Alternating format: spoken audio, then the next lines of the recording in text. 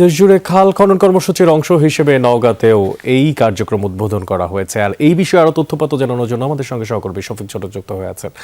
শফিক, বেল্লতা, যে খাল খননের কাজ শুরু হয়েছে, সেই কাজের আসলে সুফল কি মিলবে সে বিষয়টি নিয়ে এলাকাবাসী কি বলছেন?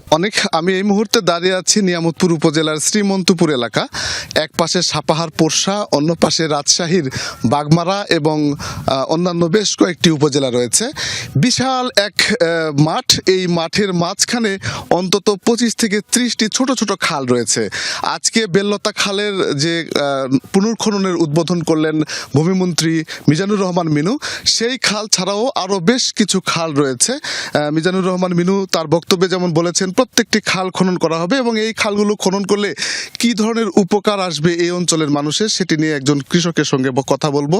জসিম উদ্দিন, আপনি যদি একটু বলেন যে এই খালগুলো খনন কতদিন ধরে হয়নি?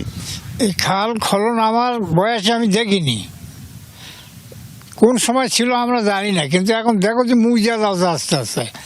আমরা যেখানে দাঁড়িয়ে আছি 3টা মাঠের মাঝখানে, এই 3 মাঠের পানি যদি বাড়ানোর ব্যবস্থা থাকেই তাহলে মাঠগুলো আবাদগুলো আমরা ভালো পাবো।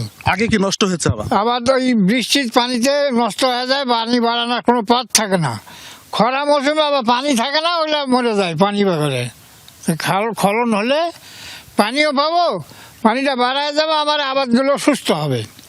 এবং এখানে মাছ চাষ, মাছ যে কৃষকেরা মাছ মারিয়ে খায়, জাল, ছিপ, শাক, পলই দিয়ে এই মাছগুলো খাইতে পাওয়া যায়। খাল খনন করলে মাছগুলোও থাকবে, খাইতেও পাওয়া যাবে, ধানগুলো সংস্কার ভালো হবে। অসংখ্য ধন্যবাদ জসিম উদ্দিন আপনাকে।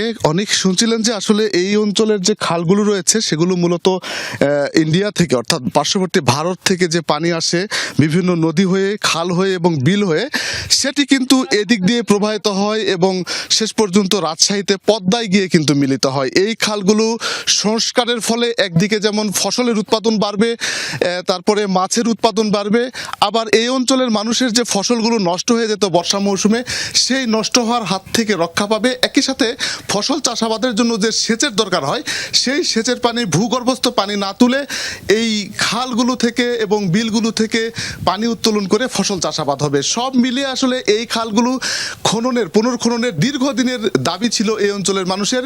সেই দাবি পূরণ হওয়াতে কিন্তু শফিক, আমাদের সঙ্গে যুক্ত থাকার জন্য। আপনি নওগাঁ থেকে জানাচ্ছিলেন যেমনটাই, যে খাল খননে আসলে কৃষকদের অনেক উপকার হচ্ছে।